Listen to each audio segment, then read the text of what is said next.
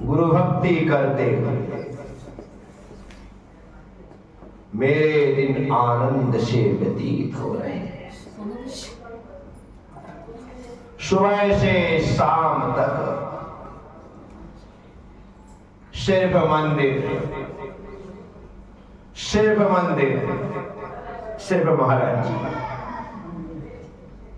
अद्भुत वातावरण, एक ही धुन, एक ही लगन, या यूं कहें कि पूरे छिंदवाड़ा वालों को गुरु भक्ति का भूत सवार हो गए। किसी भी प्रकार से लोगों के मन में अन्य कार्य को करने की कोई इच्छा है ही नहीं, ऐसा लगता नहीं। जब देखो तब भी सुबह के स्वाध्याय में, दोपहर के स्वाध्याय में, शाम की भक्ति में, भैयावृत्ति में, सब में लोग बढ़ चढ़ करके हिस्सा है। और उसमें एक मैं भी हूं, जो छिंदवाड़ा का न होने के बाद भी अब प्रयास में हूं कि छिंदवाड़ा के लोग थोड़े बहुत तो जाने समझे, जानने लगे थे थोड़े। सुबह प्रवचन सार जी का स्वाध्याय होता था, सब बैठते थे, मैं भी बैठता था। अब प्रवचन सार जी कोई छोटा मोटा ग्रंथ तो है नहीं कि सबको समझ में आ जाए, पर समझ में भले ना आए, सुनने में तो आता है। और हम सुन रहे हैं, इतना भी बहुत है। आज सुनेंगे तो कल समझेंगे, कल समझेंगे तो परसों चलेंगे, परसों चलेंगे तो एक दिन पहुंचेंगे। जो सुनेगा ही नहीं वो समझेगा क्या? जो समझेगा नहीं वो चलेगा क्या? जो चलेगा नहीं वो पहुंचेगा क्या? तो बस गुरुदेव और राव का बाबा जी, जो कि छिंदवाड़ा के एक श्रेष्ठी तो थे ही, लेकिन विद्वान थे। उन्हें शास्त्रों का अच्छा खासा ज्ञान था। इसीलिए बाबा जी के लिए एक स्थान होता था, उनके सामने चौकी होती थी, उनके सामने ग्रंथ होता था, आचार्य श्री के पास होता था। बाकी जो लोग संघ में साधु थे, तरुण सागर जी, अमित सागर जी, उनके सामने होता था। इसके साथ ही जो माता जी थी, मणि श्री, कुंद श्री, उनके सामने होता था। जो भैया जी थे, दीदिया थी, उनके सब लोग शास्त्र के बैठते थे, जैसे आप लोगों के पास हो वैसे उनके पास है। अब ये हम लोग दर्शक दिखा, बड़े अच्छे से तत्व चर्चा चलती थी, प्रवचन चलता था, सब सुनते थे।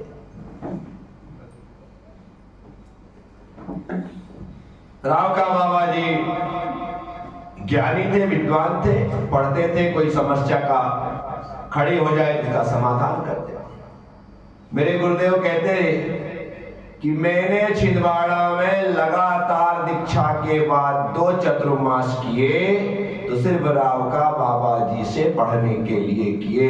वो इतने ज्ञानी थे कि उनसे उन्होंने मुनि बनने के बाद शास्त्रों का अध्ययन किया। बाबा जी बैठे हैं, आचार्य से बैठे। उस दिन अर्थात एक दिन विदिशा के सुप्रसिद्ध विद्वान पंडित सागरमल जी साहब छिंदवाड़ा आए। ओजस्वी वक्ता थे। जब सागरमल जी साहब बोलने के लिए खड़े हो जाते, विंड ड्रॉप साइलेंट, ऐसी ओजस्वी वाणी, बोले तो बोलते रहे, घंटों तक लोग उनको सुनते रहे। अन्यथा पंडितों को सुनता कौन है? लेकिन ऐसा बोलते थे, तर्क के साथ उदाहरण दे दे करके बहुत अच्छे से उनके लोग सुनते थे। ऐसे विद्वान वो वहां पर बैठे, तत्व चर्चा चल रही है, मैं उस चर्चा को सुन रहा हूं। इसी बीच कोई सैद्धांतिक ऐसी बात आ गई जिसके रेफरेंस के लिए पंडित जी को लब्धि सार जी की जरूरत पड़ी और उन्होंने आचार्य श्री से चर्चा करते हुए कहा कि गुरुदेव, इस बात का समाधान लब्धि सार जी में है। आपके पास लब्धि सार जी हो तो लाओ, मैं उसे सामने दिखाता हूं। ये बात दोनों कर रहे हैं कि वहीं पर रखा हुआ लब्धि सार, मेरी दृष्टि उस पर गई। आचार्य श्री मंगवाते, उससे पहले मैंने निकाल करके उनकी चौकी पर रख दिया। 2 मिनट के लिए चर्चा बंद कि अभी तो लब्धि सार चाहिए, ग्रंथों तो बताइए। ये बात चल रही है, मैंने सुना सामने लिखा साफ साफ लब्धि सार छपड़ा सार एक ग्रंथ। ओहो, फटाफट निकाला और सामने जैसे ही सामने रखा, आचार्य सिंह ने ऊपर तक देखा कि एक हाफ पैंट हाफ शर्ट पहना हुआ छोटा सा बच्चा। हमारी सैद्धांतिक चर्चा चल रही है, पंडित जी कह रहे हैं इसका समाधान लब्धि सार जी में है और वो तो दिखाओ। मैं बोलूं उससे पहले इसने निकाल करके सामने रख दिया। उन्होंने बड़े उससे देखा, चर्चा बंद हो गई। मेरी चर्चा चालू। कौन हो, कहां रहते हो, क्या नाम है, ये सब पूछ लिया। मैंने सब बता दिया। विवेक मेरा नाम है, पिंडई से मैं आया हूँ, छिंदवाड़ा में मेरे भाई है, यहाँ पर रहता हूँ। आपका यहाँ पर प्रवास है, इस कारण से मैं सुबह शाम आपके पास यहाँ पर आता। बहुत खुश हुए आचार्य श्री। फटाफट पास में पतला सा लाल कलर का पेन था, उठा करके खुश होकर के दे दिया। पेन दिया उन्होंने, अपने को तो नोबेल पुरस्कार मिल गया। छोटी मोटी बात थी, उन्होंने पेन दिया। ये तो सब ठीक है, पंडित सागरमल जी साहब जो प्रकांड विद्वान, भारत के विद्वानों में नंबर 1 के विद्वान माने जाते, उन्होंने मेरी ओर बड़े आश्चर्य से देखा, मेरे सिर पर हाथ फेरते हुए आशीर्वाद उन्होंने प्रदान किया। मैं तो चुपचाप उनका आशीर्वाद लेकर के पेन लेकर के बैठ गया। चर्चा चालू हो गई, आगे बढ़ी। क्या चर्चा कर रहे हैं क्या वो जाने। उन्होंने लब्धि सार मांगा तो हमने तो लब्धि सार जी अपनी उपलब्धि का कारण बना। उस लब्धि सार जी से अपने को गुरु प्राप्त हो गए। क्या हो गए, अब तो मैं हीरो बन गया। कल तक जिस पर कोई दृष्टि नहीं थी, अब जब जाओ गुरुदेव हंसते, आशीर्वाद देते और चाहिए क्या, और क्या चाहिए, क्योंकि उन्होंने अब पहचान हो गई। अब क्या हो गई, पहचान हो गई। बड़े अच्छे से हंस करके आशीर्वाद मिलने लगा।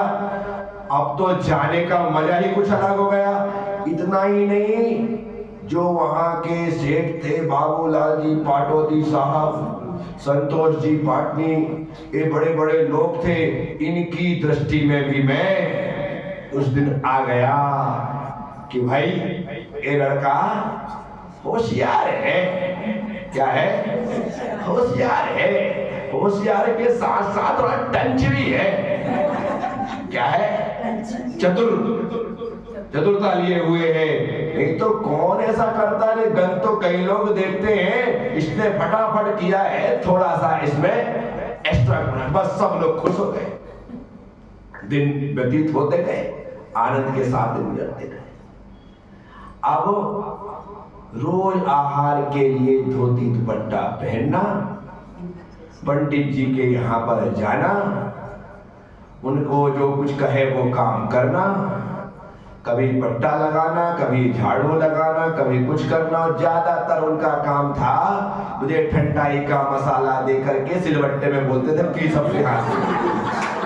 अब इतने से हाथ, छोटा सा बच्चा और सिलबट्टा, अब उसमें जैसा अपने से बनता था वैसे तकलीफ इसलिए नहीं होती थी कि घर में भी सिलबट्टे आदि रहे।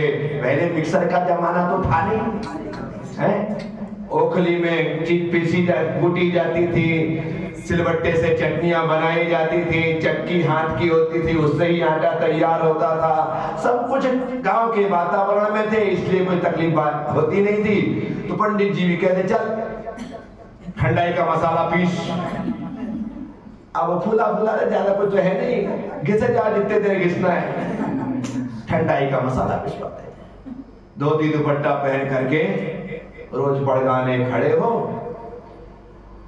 आहार के लिए कोई साधु आए तो दे दो, अन्यथा दूसरे चौके में जाओ तो देने मिले नहीं मिले, कोई भगा दे तो डर रहता था। पंडित जी अपने पहचान के रिश्ते में थे, कोई टेंशन ही नहीं था, एक कम चलता। और चौके ज्यादा लगते थे तो रोज पड़गाहन होना संभव ही नहीं। मजा तो तब आया एक दिन पड़गाने के लिए खड़े हुए, गुरुदेव से पहचान हो गई थी। वो अपने को जानने ही लगे थे। उन्होंने दूर से ही अपने को देखा कि बटुक ब्रह्मचारी खड़े। दूर से देख करके ना जाने क्या हुआ, वो चल करके मेरे सामने आके खड़े हुए। और ये बाप रे बाप, ऊपर से नीचे तक मैं हिल गया। समझ नहीं आए कि अब करना क्या है। बाप जमाने ये सब कुछ किया हो तो जाने, वो तो यहाँ वातावरण माहौल मिल गया।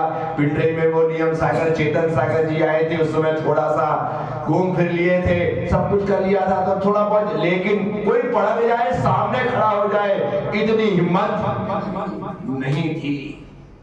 आचार्य श्री सामने आके खड़े हो गए। पंडित जी ने कहा चल लगा परिक्रमा।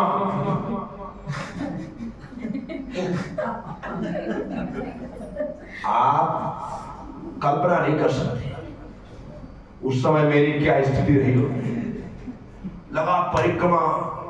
अब मैंने 3 परिक्रमा लगा दी। जब ऐसा कुछ होता है ना तो सब कुछ भूल जाते हैं। क्या कितना भी ज्ञानी विद्वान क्यों ना हो, रोज मंदिर में 4 पूजा करता हो, महाराज के सामने खड़ा कर दो तो वहां पर सारा ऐसा लगता है जैसे सब सफाचट हो गया। ऐसी दशा वहां हो जाती है।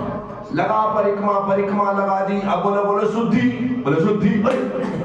जबकि शुद्धि पता थी, उनने पंडित ने एक एक करके बुलवाया। बोले मन शुद्धि, वचन शुद्धि, काय शुद्धि, आहार सब कुछ याद था। लेकिन घबराहट की वजह से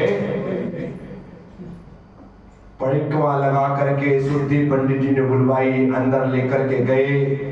उच्चासन पर उन्होंने बोला कि आचार्य से उच्चासन ग्रहण करो, क्योंकि अपने को पता नहीं था ना कि अपन में कहूँ नहीं, मेरे को पूरे नवदा भक्ति आती थी। उन्होंने बिठवाया, बस ये है पैर धुलवाए कि पैर धो बेटा। पैर धो लिया। पहले गंदोदक लगाना कंपलसरी होता था। क्या कंपलसरी तो आज भी है। लोगों ने नवदा भक्ति करना बंद कर दी। क्या कर दी? बिना पड़गाहन के आहार, पड़गाहन करना पड़ता है। पड़गाहन के बाद शुद्धि बोलना पड़ती है, उच्चासन देना पड़ता है, उच्चासन के बाद पाद प्रक्षालन करना पड़ता है, पाद प्रक्षालन के बाद गंधोदक को माथे पे लगाना पड़ता है, माथे पे लगाने के बाद हाथ धोना पड़ते हैं, हाथ धोने के बाद अच्छे से बैठ करके पूजा करनी पड़ती है। ऐसे झुक करके टिक करके कहीं भी कुछ भी करके हमारे कान में स्वाहा।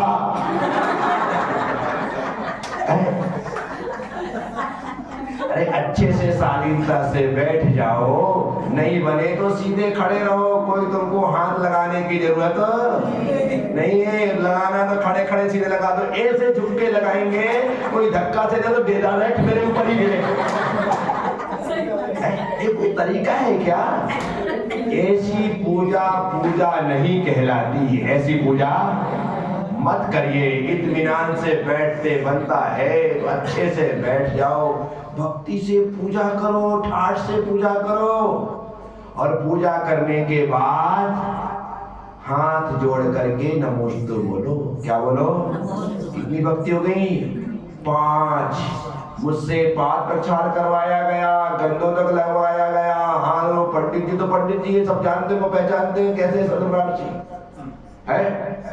ये करने के बाद पूरी पूजा करवाई, एक द्रव्य सामग्री चढ़वा दी। सब होने के बाद नमोस्तु किया, हाथ धोकर के आए। इतने देर में मंजू ने थाली दिखा दी। मंजू मतलब पंडित जी की पत्नी का नाम मंजू है।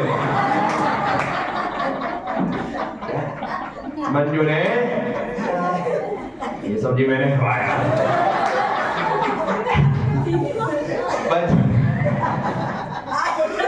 मंजू ने थाली दिखाई और थाली दिखाने के बाद अब फिर नंबर है हाथ धुलवाने का।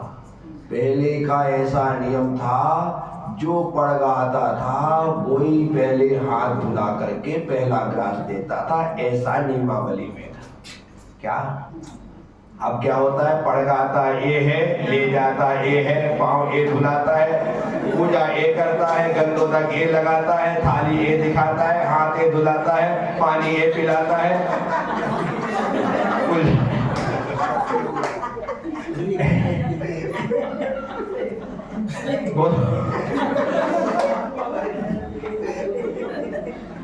अब क्या हुआ, आचार्य श्री यूं बैठे हैं और मुझसे फिर से शुद्धि बोलने के लिए कहा गया। अब तो कॉन्फिडेंस आ गया था। बाहर पंडित जी ने बुलवा दिया, पहले से याद थी, घबराहट कम हो गई क्योंकि इतना सारा काम कर लिया। घबराहट बोलो बोलो बेटा, शुद्धि बढ़िया आनंद के साथ। हे स्वामी, मन शुद्धि, वचन शुद्धि, काय शुद्धि, आहार जल शुद्ध है। ऐसा बोल करके एक बोलने की जरूरत नहीं होती कि मुद्रा छोड़ो, अंजलि बनाओ। वो तो तुम शुद्धि बोल दो, अपने आप हम छोड़ेंगे। ये तो लोगों ने जबरदस्ती जोड़ दिया, मुद्रा छोड़। जब तक नहीं बोले कहीं महाराज बैठे नहीं, बोल कहाँ बैठे रहते नहीं। ये शास्त्र में इसका नियम आपको इतना वर्ग, मन शुद्धि, वचन शुद्धि, काय शुद्धि, आहार जल शुद्ध है, भोजन ग्रहण कीजिए, आपका काम पूरा हो गया। नहीं मुद्रा छोड़ो, अंजलि बनाओ, नमोकार पढ़ो, खड़े हो जाओ, पानी पियो, दूध पियो।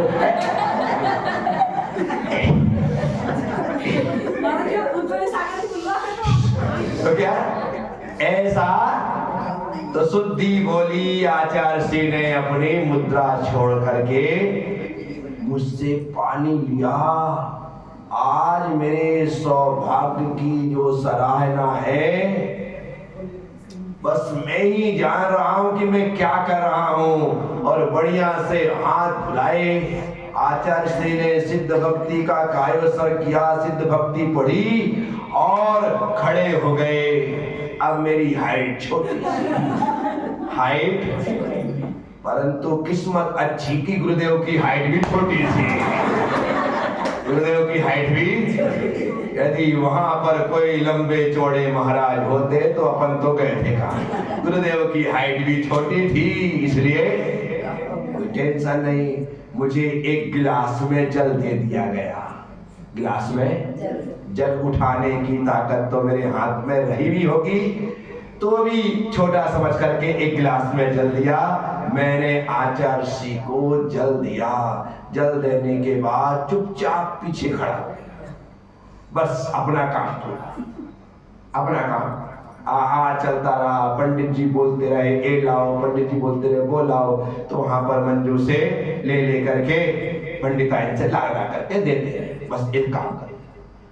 अब नंबर आया ठंडाई का। किसका नंबर आया? जो पंडित जी मुझसे रोज पिसवाते थे। अब वो देने का वक्त आया तो पंडित जी ने स्पेशल मुझे आगे बुलाया। क्या बुलाया? कि इधर आओ बेटा, ठंडाई तुमको देना है। और इतना ही नहीं, आचार्य श्री से भी बोल दिया ये जो ठंडाई है इसका मसाला रोज यही पीसता है। क्या बोला?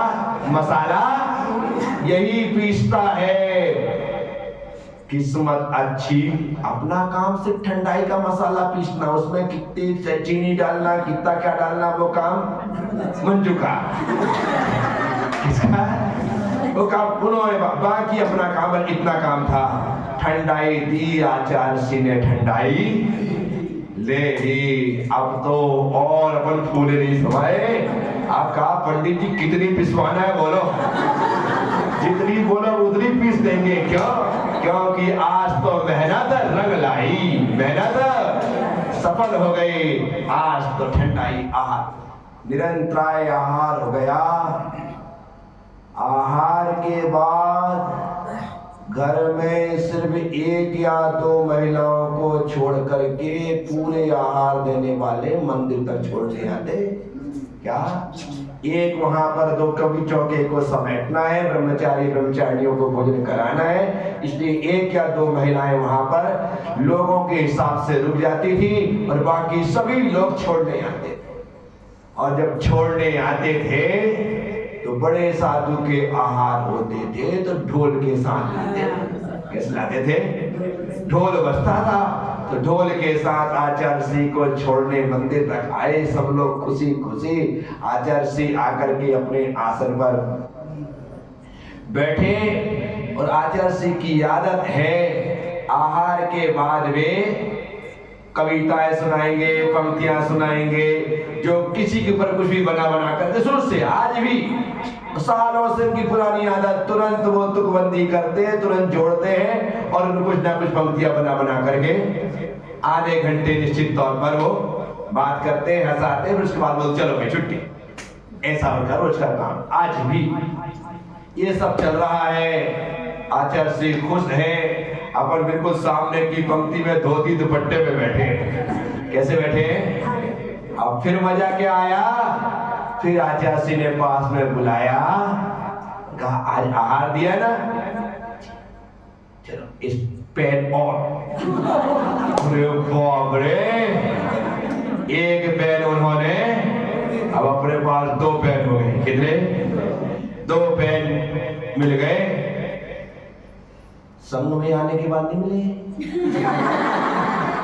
पहले 2 दे दिया, संघ में आने के बाद तो 1 देते थे, खाली हो जाए तो बोलते पहले पुराना वापिस लाओ फिर लेकर के जाओ। ऐसा करते थे। लेकिन संघ की व्यवस्था थी, जब हम संघ में नहीं थे तब 2 मिल गए थे। संघ में आए तब तो हिसाब किताब बराबर चलता था। पुराना कहाँ है? ये है, वो वापिस लाओ, ये ले जाओ। अन्यथा वो 25 पैसे की रिफिल होती थी, वो रिफिल डालो, उसी से काम चलाओ। ऐसा चलता था। गुरुदेव ने 1 पेन और दे दिया। अब तो मेरी खुशी का कोई ठिकाना। अब उस दिन लब्धि सार जी ने गुरु की उपलब्धि कराई और आज तो गुरुदेव सामने आकर के क्या खड़े हो गए। अब तो पूरे छिंदवाड़ा में अपना एक तरफा नाम हो गया। क्या हो गया? एक तरफा नाम हो गया। सब लोग पहचानने लगे, सब लोग जानने लगे। अब ऐसा क्रम चल रहा है। बस वो दिन आने ही वाला है कि मैं गुरुदेव से कहूंगा कि गुरुदेव अपनी चरण शरण मुझे प्रदान करें। बस उस दिन का आपको इंतजार करना है। वो दिन कब आता है? ओम नमः। सबसे क्षमा, सबको क्षमा। जय गुरुदेव, जय।